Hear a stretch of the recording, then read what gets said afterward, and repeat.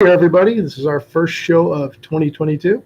Vince here in the studios. COVID negative.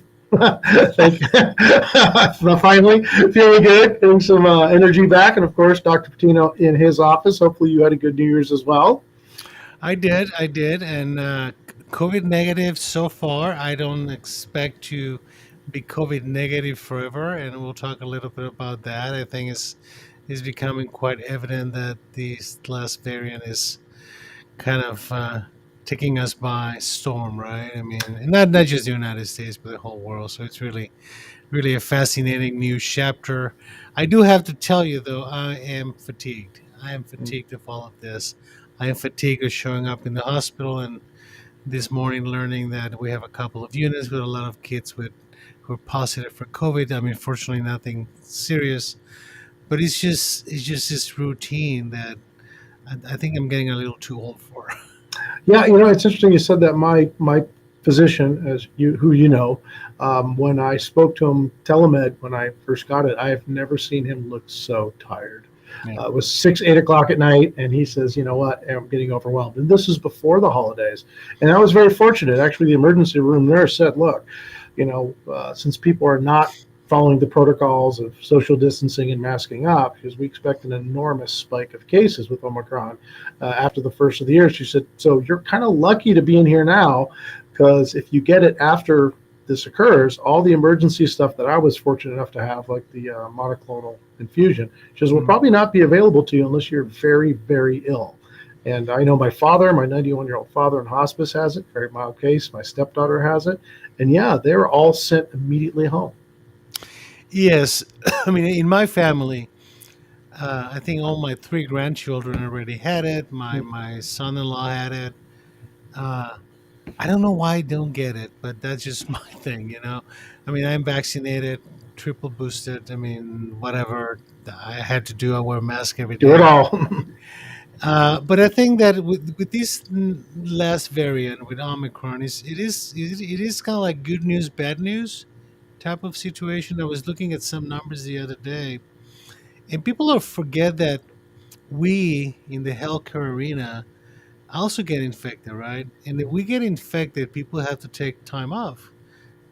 So when you start getting a lot of people, even with mild illness, getting infected in the hospital, nurses, techs, laboratory technicians, pharmacists, right? And they have to take 5 days off, and you multiply it for the hundreds of thousands of people who are getting sick, then you start creating a crisis because you don't have the personnel to take care of people in the hospital.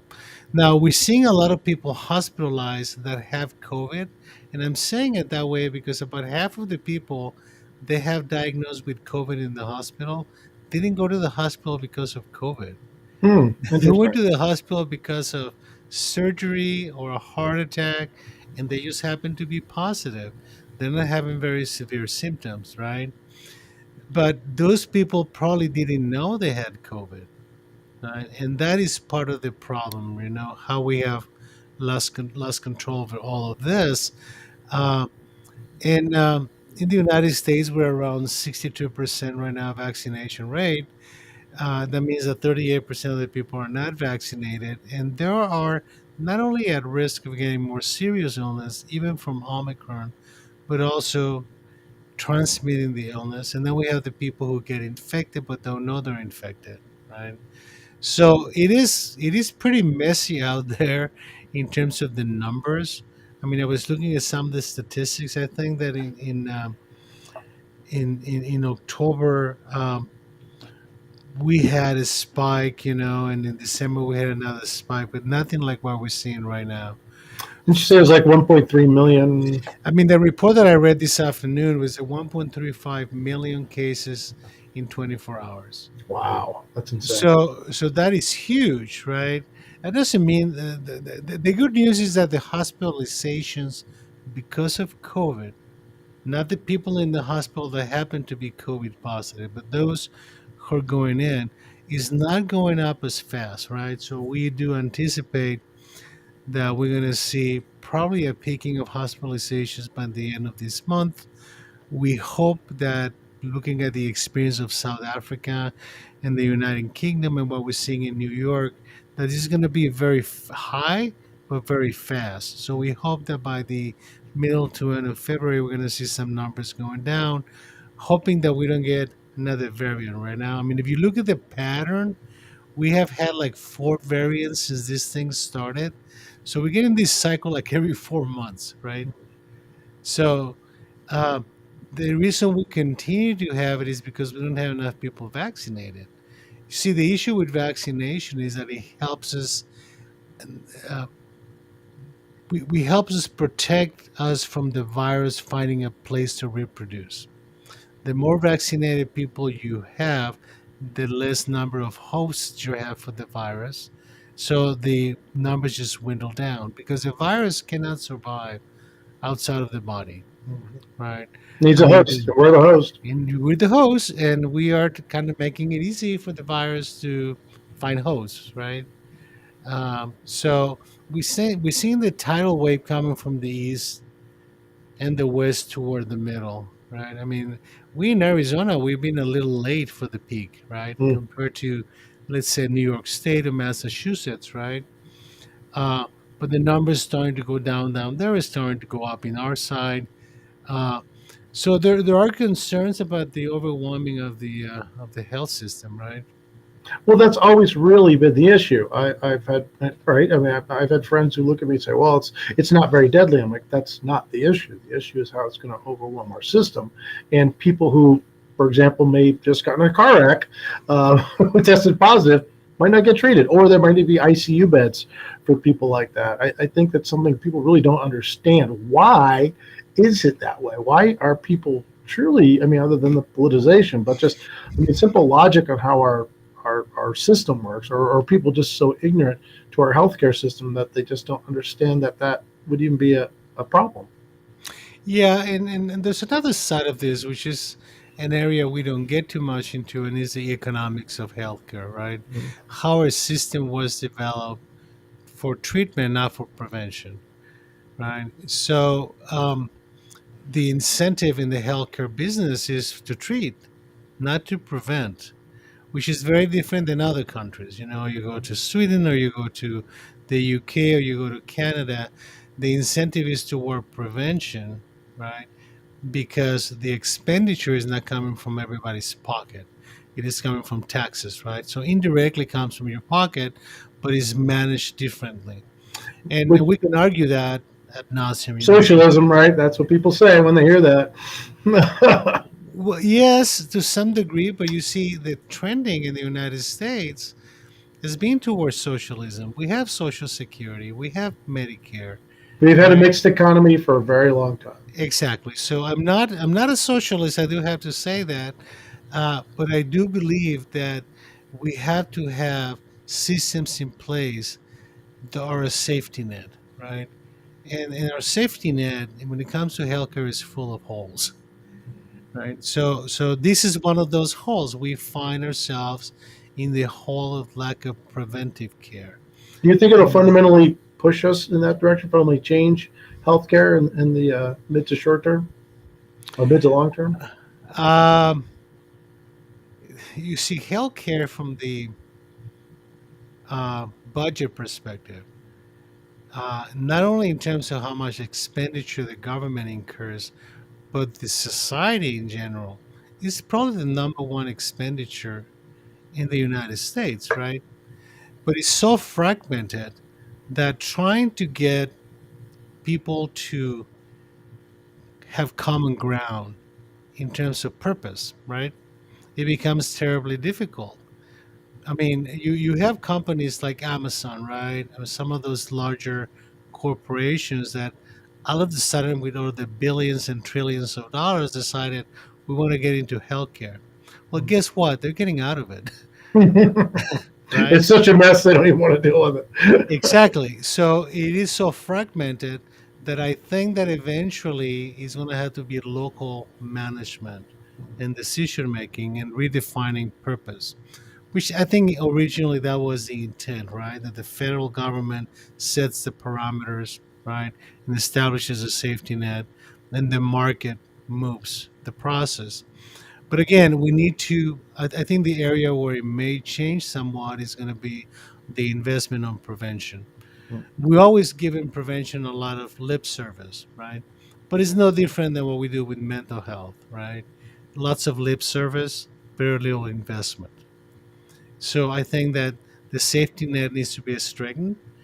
And you know, over the last couple of years when we do these programs, I frequently mention that in this country we always end up doing the right thing, but we always do it for the wrong reason, right?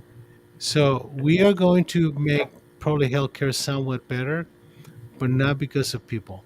Mm. We're going to do it because of money. I mean, and that's the unfortunate truth, right?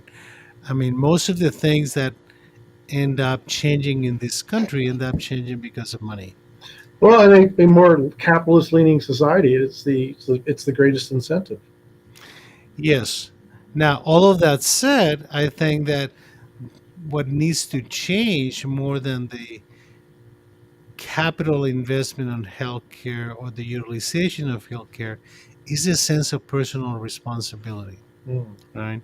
We have bought into the idea that somebody needs to take care of me, somebody needs to give me. And we can talk about diabetes, we can talk about hypertension, we can talk about depression, anxiety, we can talk about social ills. All of that requires change in the person, right? So when we get into these situations, especially with younger people now, that they can basically come back and say, "How are you going to fix me?"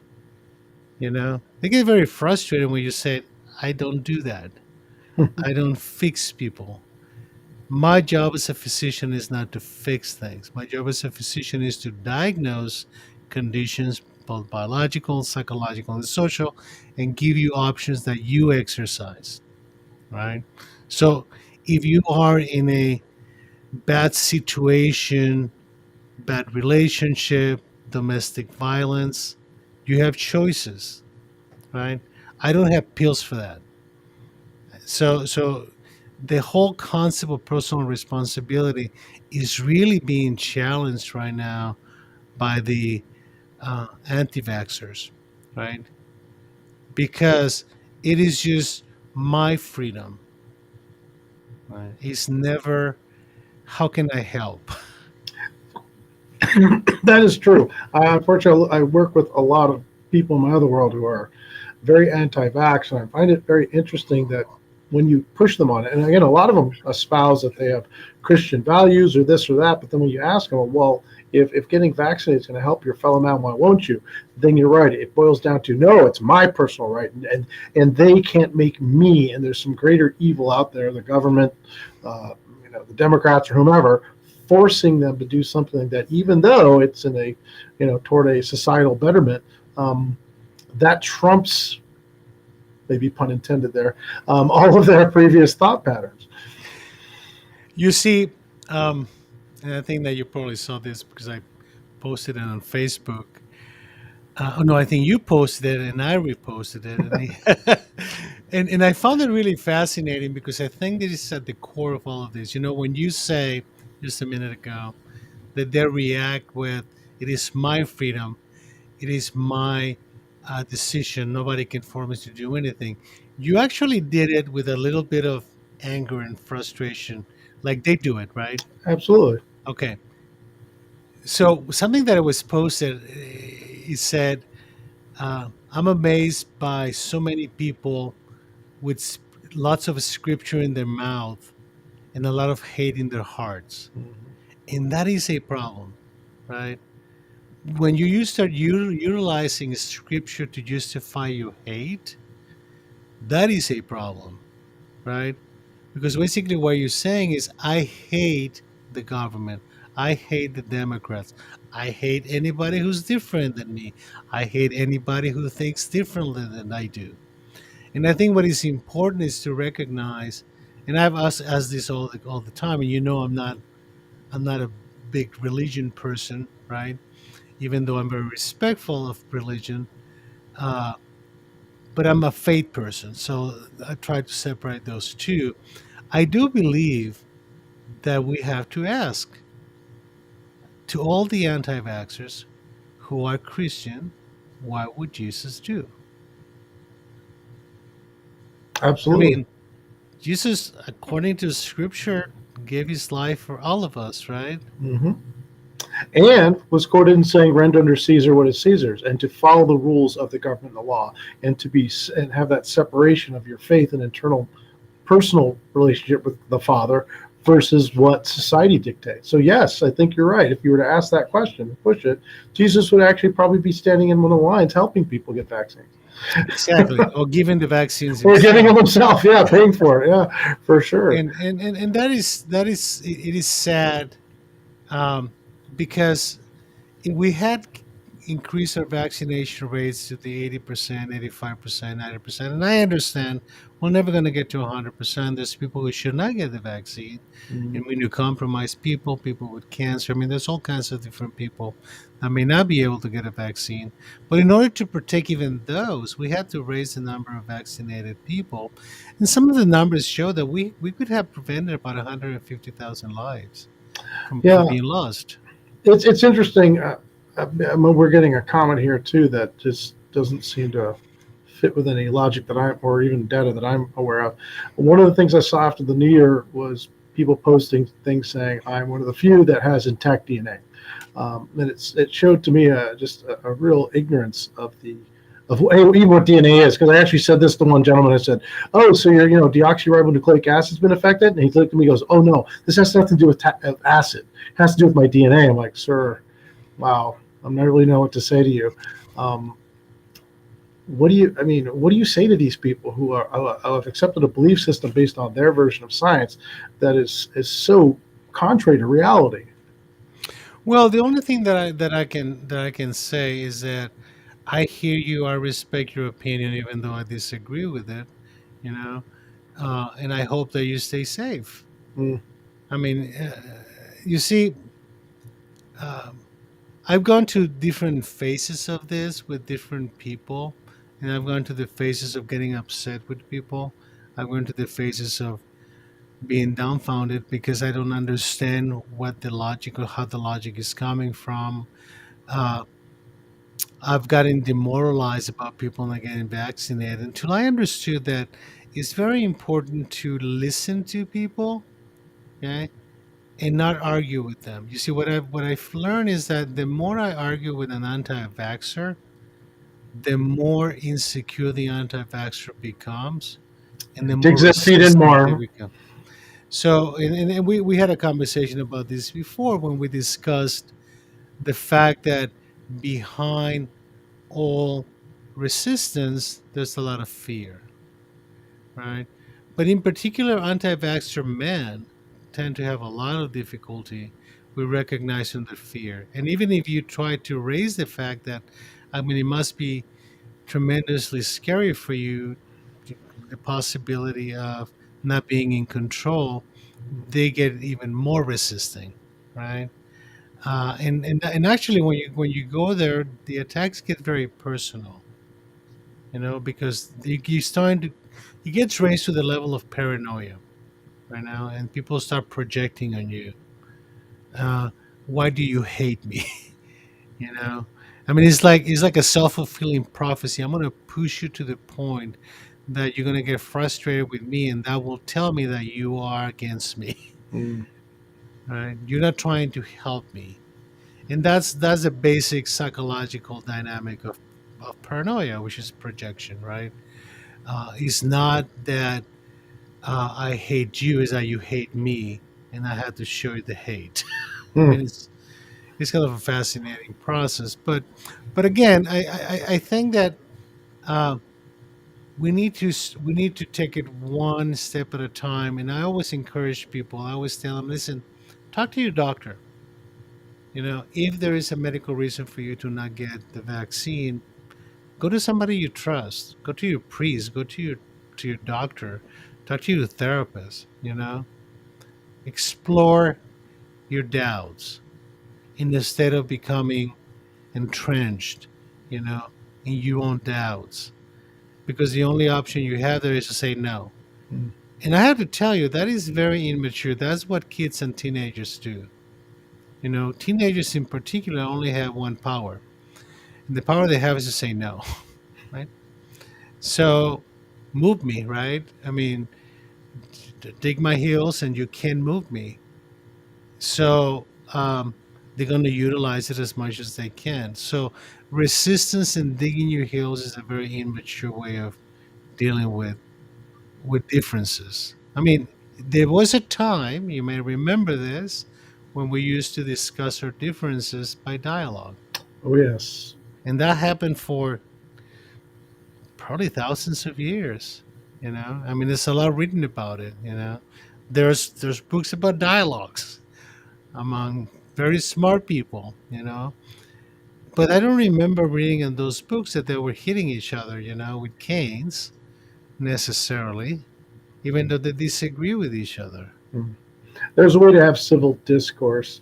You mentioned again the concept of what would Jesus do, and of course, in our last show before the end of the new year, we kind of transitioned from the concept of always having empathy and having compassion. So moving forward in this new year with this new variant, what is some of your advice to the people out there who may continue to have some of these fears and delusions, or maybe some people who have gotten past that now have kind of a little bit of anger and maybe are sick of it or tired of it and want to see people learn the hard way? What do we think about that moving forward? Well, you know, I one of the problems is that we don't, as a society worldwide, we have lots of different ways of handling this. You have the Europeans doing it one way, you have in Africa doing it some ways, you have Israel doing it another way, you have Asia doing it a different way.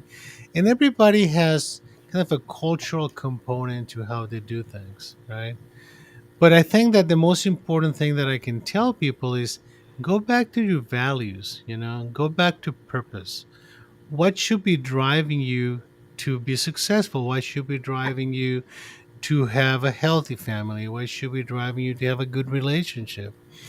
And it's not perfection and it's not being successful, it's being balanced. And being balanced in your ability to give, your ability to take, your ability to have compassion, to be respectful, to be understanding, right? And to question our fears. So, and now I've said this many times before, we have to listen more and talk less. And that's funny for me to say because I'm doing a podcast, right? And I'm talking, right? So probably people wants me to not talk as much and listen more. That's what I do for a living. That's you professionally, yes. That's my profession. My profession is to listen, okay, question, be inquisitive, and try to give back my understanding of what I'm hearing for the patient to have better options, you know, how to manage their intensity, all right? And to understand that we need to stop having this dichotomy of good versus evil, black and white, right and wrong, because that type of position limits us to two positions. You're either right or you're wrong. And nobody's ever completely right or completely wrong. Balance, again, right, is in the middle. Okay. Now, the middle is a scary part of life because the middle requires learning to tolerate uncertainty. Now, uh, these last 2 years probably have been the most stressful years in the century for society in general, Oh, absolutely. right? And I think that some of the reactions of people, of some people, are kind of expected based on their lack of tolerance for uncertainty and their need to be excessively defensive, okay? Even though they're not being effective, they get into their bubble of misery, as we have talked before. So it becomes important to understand that being in the middle requires that you take risks.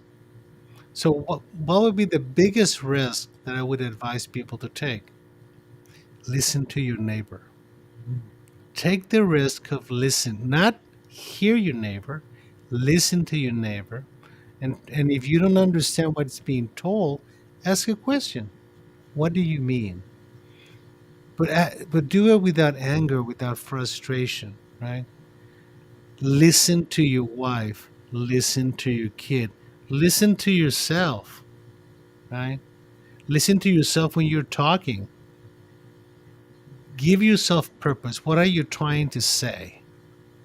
Because what I'm hearing a lot now is, let's say I put something on Instagram, I put something on Facebook, something on Twitter, and immediately you start getting attacked, some attacks back, right? And I always have to wonder, did they ever read what I said? Or they just found one word and then just started having verbal diarrhea or writing diarrhea, and sending all this hate that has no purpose, right? I mean, is the intent or the purpose to silence someone? Is the purpose to shame someone? Is the purpose to embarrass someone? Is the purpose to question somebody's self-esteem so they can feel inadequate? Now, I'm trained to deal with that. I mean, that's what I do for a living, right? But there are people who are not. And there are people who are going to react and they're vulnerable to those kinds of things, right?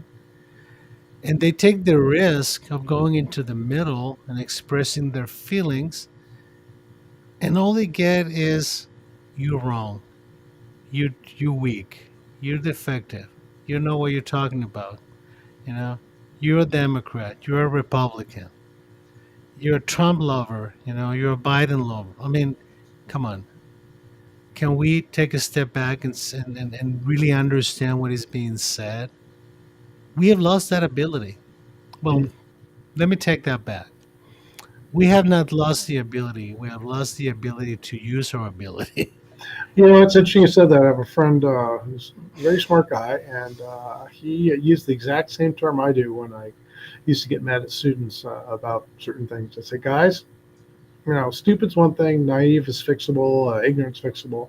So your problem is you're not being any of those things. You're being intellectually lazy. Take the time to use your God-given talents, your brain, apply Occam's razor, apply some logic to come up with that. And when they would say, the typical, hey, there's no such thing as a dumb question, I said, yeah, there is. It's the one you could have answered yourself had you taken a little more time. That is correct, and I think that we need to hear more of that, right? And again, regardless of political ideology, uh, I do believe that this country is mostly a center-right country, right? Where most people would probably agree with what you and I are talking about right now, Hmm. but they're afraid of saying it. Yes. They're afraid of exposing themselves to the extremes. So we're living in an autocracy of minority rule, not politically speaking, socially speaking. Mm. You know, you have to be considered part of something, you have to be at one extreme or the other. And we're all responsible for moving to the middle, Mm. right? And that's why you said that. One of the people that work for me said in my other job, said, "Oh, I've seen some of your posts. So what are you?" And I knew what he meant. He was asking about my political affiliation. I said, "Don't bother trying to guess." I said, "I'm a complex person. I have views on every individual item, not one platform." And he stared at me for a while, and he seemed to accept it, but he couldn't understand it. Yeah, I mean, I get that a lot too. And I use the same answer that I used 35 years ago, because I think I still maintain that line of thinking globally. I'm probably socially liberal and fiscally conservative, if that makes Yeah. any sense, Oh, yeah. right? Absolutely. Uh, but within limits, right? And I don't think that any of my political ideology or my religious beliefs or faith uh, should intrude into my ability to be a good human being. Mm. And isn't that really, I think, the big lesson, right? To not allow those things that are truly, really down deep, really more superficial, like you said, just tribalism, to affect the fact that we're all one big tribe, and that's humanity, and to Correct. apply the compassion that we discussed in our last show. Correct, and that becomes terribly important. Uh, but you know what I think that people are forgetting to? They're forgetting to be compassionate with themselves. And get back to the title of our podcast, The Only You. You are the only person you're going to be with for the rest of your life. Okay? Be a good person. Mm. Be compassionate of other people. Extend your hand. Get out of your little cocoon of misery and find out how other people live, what other people need. Because you may have a lot to give that you're not giving to anybody, including yourself. That's true. You definitely learn a lot more by giving than not. Well, once again, Doctor, thank you very much for your time and your wisdom. Thank you, those who did make comments. We really do appreciate it. We are live. You can make comments. Of course, subscribe, like, and share, and we'll talk to you again next week. We'll see you next week, Vince. Have a great time. Take care. Have a compassionate week, everybody. Thank you.